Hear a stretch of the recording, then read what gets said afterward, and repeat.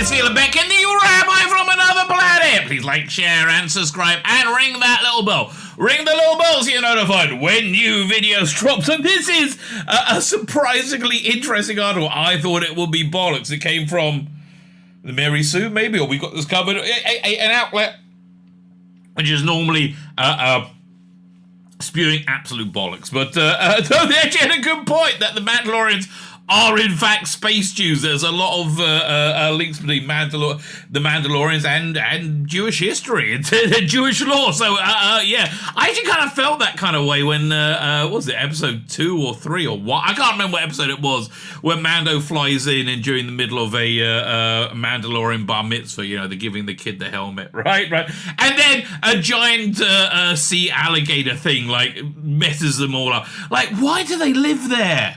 Really, why do they live there? And also, I have to tell you, I mean, also kind of like Jews. I mean, wearing the helmet your entire life, never taking off, that seems very impractical to me, right? That seems very impractical. But whatever, you know, whatever floats your boat, baby. But so, yeah, we're going to be reading this article. Then it's followed up with a Mark Hamill article where and it is inadvertently, but it's so funny because they all just follow their whatever their social media programs to do. So he was supporting the Ukrainians without realizing they were all those naughty National Socialists from Germany in the 1930s with literal flags hanging up, which he didn't recognize. I mean, bless him, but what can you do? So that's quite funny. I can ask you to like, share, and subscribe. That'll be fantastic. Double dose if you can do that, especially over on Rumble. Rumble is my place that I really want to build up. You can head over there and hit the subscribe button. That is fantastic. Links in the video notes. Thank you very much. Unless you're on Rumble right now, then click the subscribe button. That would be very, very good. Thank you very much. Like, share, subscribe. Fine. Before we get into the video, though, I don't think I talk about it in this video. Maybe I do, but I want to put forth my my take on what I think is going on in the Star Wars universe right now, because we've had a lot of very strange things go down, right? We've had a lot of very, very, very strange, how would I describe it? Yeah, we had a lot of very strange stuff go down over we had all these like terrible movies announced at Celebration. I mean, really, calling that Celebration might have been a bad idea. That might have been a no-go. It's kind of like on the gates of Auschwitz they had in German, said, "Arbeit macht frei," work will set you free. No, well, I mean, that's free through death, I think, is what they meant, but bless them. What can you tell? But anyway, so we had all that going on. And Mando, people hate it this season. I'm still enjoying it, right? I'm still enjoying Mando because it's still enjoyable. I think it's still good. Yes, they have totally switched the focus from a boy Mandalorian to a girl Mandalorian. I still found the quality good, but I do get it. That is 100% part of the Disney agenda, right? Making everything female. I just, okay, whatever. But for me, I get this work. You know, I get it and it works. But Doomcock, bless Doomcock. I love Doomcock's videos, right? How accurate are they? Sometimes they're on the money. So he has people on the inside, he says, and he has a theory that Jon Favreau is sending coded messages through the Mandalorian that Star Wars is dead, right? That basically having the Praetorian Guard from The Last Jedi show up at the end of episode 7 of Mandalorian and kill off whatever the name of the cool Mandalorian, right? That cool Mandalorian was always Jon Favreau's Mandalorian, right? That he's the one he would do the voice for him, and that was kind of his avatar in it. So having, like, you know, the sequel trilogy kill off his avatar is killing off any hope for his vision of the future.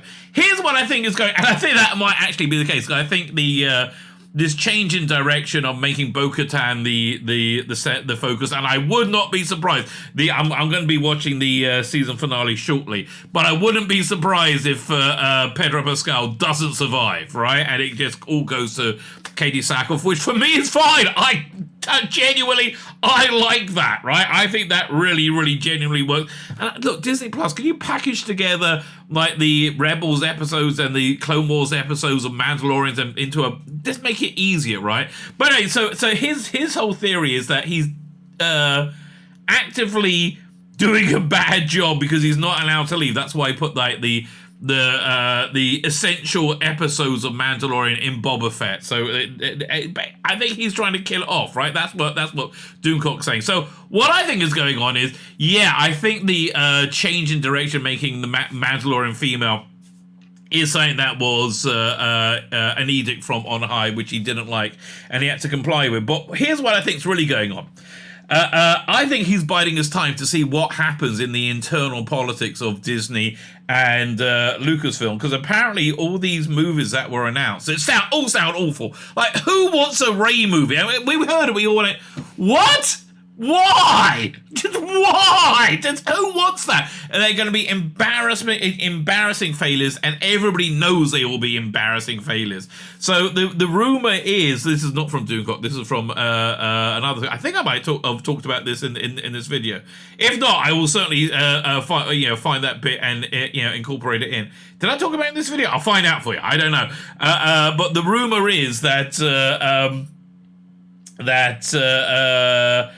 that Kathleen Kennedy was supposed to announce her departure, her retirement at Celebration.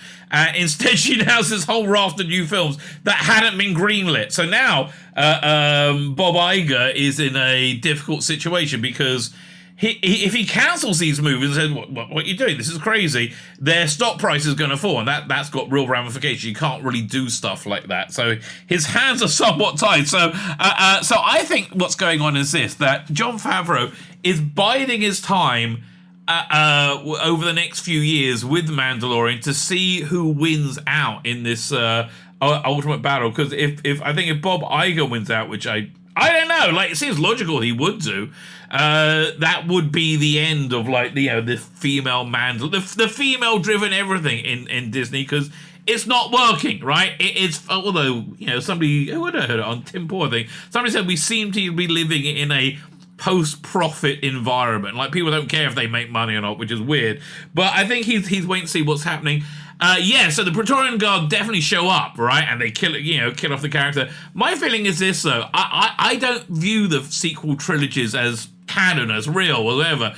I think they could still veer off into a much more satisfying direction at any time, right? Any time until they can't. And I don't think we're up to the point where they can't yet. But that's what I think is going on with Jon Favreau. Anyway, as I said, like, share, subscribe, Star Wars in general. Like, share, subscribe, comment. Please subscribe to me on Rumble. That'd be really, really helpful. Go and look at the video notes. I'm also on Twitter, YouTube, obviously. Facebook, I put a bunch of videos on. You can find me everywhere, baby. Oh, the Rabbi's all-encompassing, they say. He's all-encompassing. Could be. I don't know. You, the viewing public, decide. Fine. This comes from a live stream I did last night. I do live streams every night. Please join me on a live stream. We have a laugh, and that is the point. So fine, let me head over to me from last night. As we reflect on Passover, let's recognize the Mandalorians are space news. We will rebuild it. Isn't that our history? We have rebuilt it. We rebuilt basically everything. We're just waiting for one more building, right? Passover ended sundown on Thursday, April 13th, and I'll be honest, it is so nice to eating leavened bread again. I was fine, right? I farted a lot, but I was basically fine. But speaking of which, just to prove I am Jewish, my mother. God, oh, that sounds awful. My wife, I think my brother, brought home a bagel today, so I'm quite excited about that. I have a bagel and a salad waiting for dinner. Oh, my mother, help me. Where are we up to? Drink. Fine. So, but as I was eating buttered matzah for breakfast on Wednesday while watching this week's Mandalorian, this line from Dinta Bo-Katan, destroyed Mandalore, about a destroyed Mandalore stuck out to me. We rebuild it. Isn't our history? For thousands of years, we have been on the verge of extinction. For thousands of years, we have survived. Yeah, sounds very Jewy, right? Okay, making a good argument, darling. You're making a good argument. I can't counter you at this point. Having come to yet enter another Passover where the Jews promised to see each other next year, Shana Bar Yisrael, after retelling a story of deliverance from slavery, this line hit different, right? I'm certainly not the only one who sees Jewishness in the Mandalorians. I mean, I did see the Bar Mitzvah, allegory. What's this one? Is this part of the story or not? Jewish cultural significance. What is this? Okay, this is a TikTok. Is this the person? Yeah.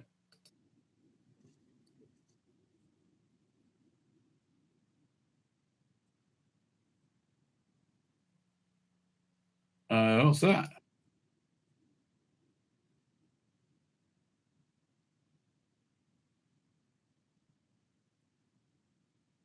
She's making a good point, this woman. Okay. Fine. So the living waters in Mandalorian must be submerged in order to be redeemed, similar to the Jewish mikveh, in which Jews submerge themselves for various reasons, including purification and to mark life events. That's true. That's true. The Mandalorian convert, she likens their community to a shtetl or a split. Yeah. Mandalorians are space Jews. Fuck you, baby. Yes, they are. Oh. The Mandalorian helmet ceremony, the coming of age ritual of 12 to 13-year-olds, similar to Jewish children becoming bar mitzvah, b'nai mitzvah. This is a general neutral bar mitzvah, bat mitzvah. Yeah, okay, b'nai mitzvah. That's actually fine. The mythosaur, similar to Leviathan, the Jewish word is Leviathan, which root means twist, turn, wind, or coil. Leviathan is a primeval sea monster mentioned in Psalm 74:14. And other places that God killed for the Jews to eat when they were wandering in the wilderness in the Exodus. Well, there you go. That's thank you for the meal, mate. Destruction of the Forge, similar to destruction of the Second Temple, which was destroyed by Romans after having stood for 500 years. Now parts of the Kotel, okay, the Western world are all that remain. Mandalorian helmet, similar to the Kippot, yeah. Which are worn by Orthodox Jews all the time. That's true. But only for certain occasions for less traditional Jews. Yeah, that's pretty much true. Okay, I'm actually into this. Pop Culture Rabbi also posted this video, TikTok, about the Jewish law and the way. This is the way. Maybe that's why I like it so much. The Jewish word for law is halakha, which literally means the way. Oh, well, me. Mandalorian is space Jews. Okay. My eyes have been opened, right? As pop culture Rabbi points out, the different Jews have different relationships to halakha. Orthodox Jews, much like the tribe of Mandalorian, I mean, the tribe crying, was it? It's called the tribe for crying out loud. Okay, follow the way strictly. While conservative reform Reconstructionist Jews have their own unique relationships. They take their helmets off. Shagets. Jewishness in Mandalore, right? And then there was a crystal Din Djarin brought to Bo-Katan to prove that he'd been to Mandalore's surface. Trapped in the crystal is a fragment of stone with Mando words carved onto it. Of course, the internet is going to be internet, so there's only a matter of time somebody decoded it. Self-contained sci-fi link with General Anibus took to Reddit to reveal the Mando's text on stone is actually a biblical verse from Exodus. He even provided an image to show Mando's transliteration, how the tiny fragment of stone. The translation from King James Bible, but since I'm a Jew, talking about Jewishness, the Mandalorians, I'll provide two translations: Exodus chapter 10, 5 and 6. Okay, from the Jewish sources, contrast and compare. Fine. So they shall cover the face of the land, so no one will be able to see the land. They shall devour the surviving remnants, and that was left by the hell. And you should eat away at your trees that grow in the field. Moreover, they shall fill your places and your houses and your countries. It must be talking about the plague of frogs, I think. So neither your father nor your father have seen from the day they appeared on the earth. With that, he turned and left Pharaoh's presence. Okay, I'm not going to read the other one. Okay, whatever. Well, it's the same thing. Okay, I could probably write a whole chapter or another post about this particular verse, which was urged in Mandalore. But what was the prophecy? The locust, symbolic empire destruction. That was a prophecy. This is a verse prophesizing the leader Bo-Katan delivering a similar threat to Moff Gideon. of the swarming new Mandalorian people. Is Bo-Katan basically Moses? Wow. Look, they certainly gets inspiration from somewhere, right? I wonder. I thought I liked this. Okay. And can we just talk about Bo-Katan's father's name, Duke Adonai? Okay, I can't even say that. That's the Jewish word for God. Wow. Also, the name Bo-Katan means "come here, little one" in either "go" or "come, little one." Go small, come fine. This is interesting considering she's the younger sister of Satine Kryze, who ruled Mandalore during the Clone Wars, and whose death Bo-Katan became regent for Mandalore for a minute before losing her position. Satine is a French name that means smooth or shiny. Yeah, she was the one who was with what's his name? Obi-Wan Kenobi, I think. Yes. Will Bo-Katan come small? Is that a Disney? Did she? Did her father? I can't say the name. Ada. The name her go small because she was ever supposed to be, or did she name that by ironically by Clone Wars writers because she was destined for greater things? I don't think they thought that far ahead. Do you? Is she meant to be David and Goliath? This shit. Okay, how much longer is this? Okay, Teresa, you do this is. You've done scholarly work, darling. Okay, I'm quite impressed with this. Clearly, the connection between the Mandalorian culture and Judaism goes further back than the Mandalorian. I'm just because I can't help myself. The word "din," yeah, is judgment. You are okay, fine. I'm sold. You have totally won me. A Mary Sue article was sensical. Is this all on purpose, right? It feels like a lot of it to be mere coincidence. In a piece called Le Mandalorian, the Jewish Standard, Larry Usam writes in the connections here as well. He goes to talk about the Mandalorian's creator, Jon Favreau's mother was Jewish, as far as that means he's Jewish, by the way, right? According to Jewish law, right? If your mother's Jewish, you are Jewish. It's good to your great-grandmother, I believe. But in 2099, the Star Wars universe got decidedly more Jewy with the launch of Disney's The Mandalorian. It was billed as a space western, but the true hint of what was to come were buried in the credits. It was produced by Gollum Productions. Gollum is a Jewish monster, essentially. A company founded by the show's producer, head writer Jon Favreau. Favreau may have indeed dropped out of Hebrew school to pursue acting as so he got all this from that. But he observes far more than external formal Jewish schooling with his signs of Jewish. Okay, Johnny boy, doing well. So look, this ties me into what I was saying earlier, right, with Mandalorian and Star Wars in general. I think Favreau is biding his time, right? I think until it connects to the sequel trilogy, it doesn't connect to the sequel trilogy. I don't. Doomcock's rumor that Favreau is trapped there and sending secret messages via the Mandalorian doesn't make sense to me because he feels like he has agency enough he could just leave the production without it being a problem, right? He's like, I've done my vision and hand over, right? I feel he could.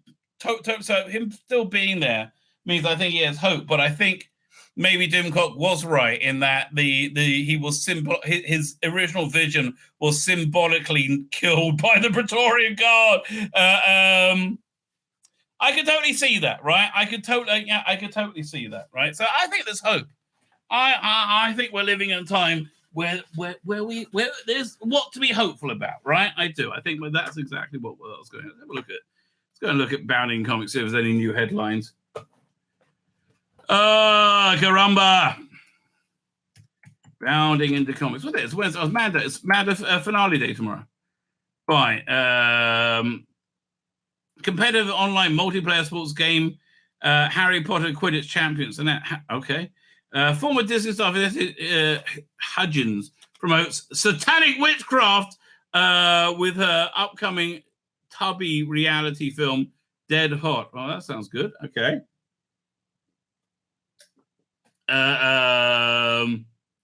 Okay, Arnold's listened to half-hearted apology. Got to do better, mate. Screw your freedom. How about that? No, I should have communicated better. Chris Evans explains why he doesn't want to return to Captain America role. I will be worried about tarnishing it. I actually, you know what? That might be bullshit, but his run on Captain America was freaking excellent, right? Mark Hamill chats up Ukrainian Nazis in video game, gets roasted by fans.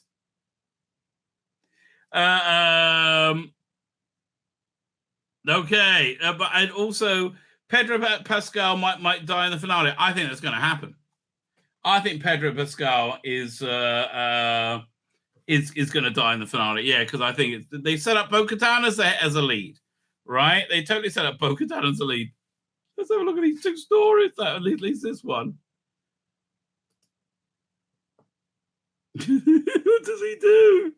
Mark Hamill, just stop and do acting. Don't do this stuff. Fine. Pleasure meeting with brave young Ukrainian operators. We talked about challenges they face on a daily basis, but also we talked about Wookiees and farm boys and droids. Show your support. Okay, so what happened? You're supporting fascists and trying to make it cute with the Star Wars references. Fucking hell. Yeah, that's not good news, is it? Holy crap. Holy crap. Ah. Oh, has he issued an apology yet? Oh my God. There's actually on screen with him. Crap. Oh, Mark, mate. How long before he gets a groveling apology? Hey, Mark, I'm a big fan of yours. It's really terrifying to see you're not acknowledging the very obvious flag in the video. I understand if you didn't recognize it, lots of people might not have, but it's pointed out to you that a lot. But it's been pointed out to you. It's been pointed out to you a lot, and your silence is really painful. I have no idea what the flag signifies. My support is for the simple Ukraine over the Russian invasion. Period. You're fucked, Mark. My name's Tzvi Lebetkin, the Rabbi from another planet. Please like, share, and subscribe, and ring that little bell. Ring the little bell so you're notified when new videos drop.